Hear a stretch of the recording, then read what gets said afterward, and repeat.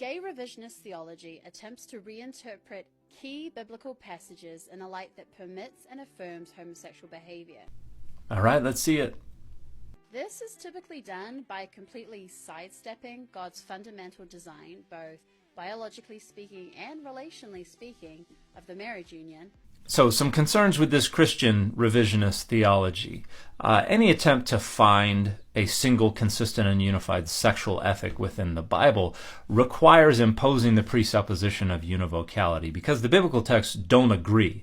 The sexual ethic changes from author to author. Even within individual books, it changes. But once we impose the presupposition of univocality, a dogma that is nowhere found in the Bible and is not supported by any data whatsoever, we can then negotiate with the text. We can center and give priority to the texts that say what we need them to say, and then we can marginalize and reinterpret and outright ignore the texts that don't say what we need them to say. And so that's the revisionist theology that's going on here. And it's working overtime, because if we do try to identify what the biblical text describes or prescribes most consistently as God's biological and relational design for the marriage union, it's polygamy. That is normative throughout the Hebrew Bible. That's even endorsed by God in parts of the Hebrew Bible. The New Testament is less enthusiastic about it, but nowhere prohibits or rejects it. It would be early Christianity, after the Bible had already been written, that flatly rejects it. But that's not because of what the Bible says. That's actually because of the incorporation of broader Greco-Roman philosophical ideals. And that is what early Christianity used to renegotiate with the text. And so this creator is imposing multiple non-biblical frameworks upon the text so that they can tell the text what it is and is not allowed to say. So this Christian revisionist theology is not concerned for what the Bible describes or prescribes regarding sex. This is concerned for how the biblical text can be negotiated in order to become a tool for structuring power and values. And in this case, for structuring that power and values directly over and against the interests of a marginalized and vulnerable community. And it jumps straight into the clobber passages that directly call out homosexual behavior. So one obvious passage is the story of Sodom.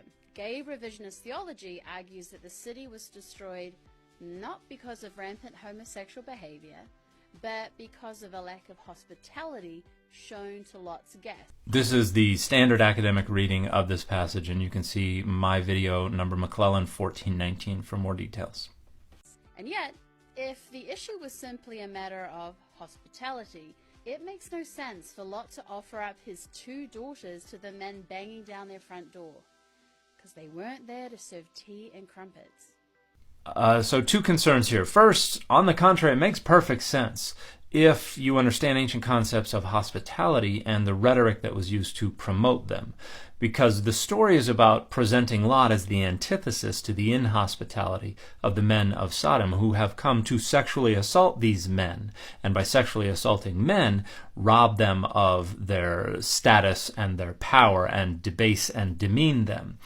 And Lot is going to offer his 2 daughters as a substitution for the 2 strangers who have come under his roof. And that is a way of rhetorically having Lot say, I care so much about showing hospitality to these strangers that I am willing to sacrifice my 2 daughters to the men of Sodom. And this is not unlike rhetoric that is used today that tries to suggest that certain things are so important that we ought to be willing to sacrifice lives in order to promote those things. For instance, I have heard rhetoric within my own tradition, and I am sure there are many people out there who have heard rhetoric in other Christian traditions about how young women should be willing to fight to the death in order to protect their virginity or their virtue.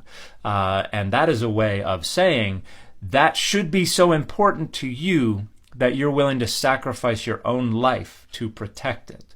So the rhetoric is not very different. It's just a question of what ideal are we trying to hold up as more important than life. Anciently, hospitality was one of those ideals, and anybody who has lived in that part of the world today knows that hospitality to strangers is still a very big deal. Today, we do it with things like virginity. Now, the other thing I want to point out is, no, those men are not there to serve tea and crumpets, and they're not there to engage in consensual relationships. They're not there because of sexual orientation. They're there to sexually assault, because sexual assault is not about attraction. Sexual assault is about power. And the point of this sexual assault is to debase, demean, and to rob of power. And that is one of the most grotesque and despicable acts of inhospitality in which someone could engage. And we have a parallel story in Judges 19 where the idea is the same, and the details of the story there make even more clear that this is not about sexual attraction. This is about inhospitality to strangers.